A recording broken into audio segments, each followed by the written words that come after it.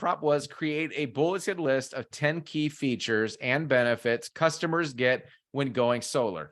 Make it tangible, as if each bullet is a piece of gold or a big discovery that they will find and unlock. This is important. So I would take a screenshot of this. This is what I've had to learn over the last 2 months of doing this.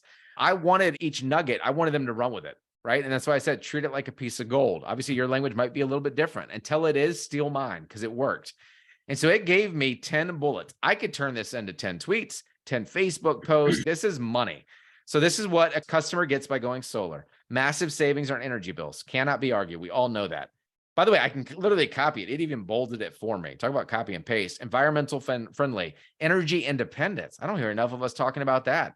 Reliably energy source, increased property value, financial incentives. Love that. Battery storage, grid tied or off-grid options, job creation. I've never heard anyone talk about that.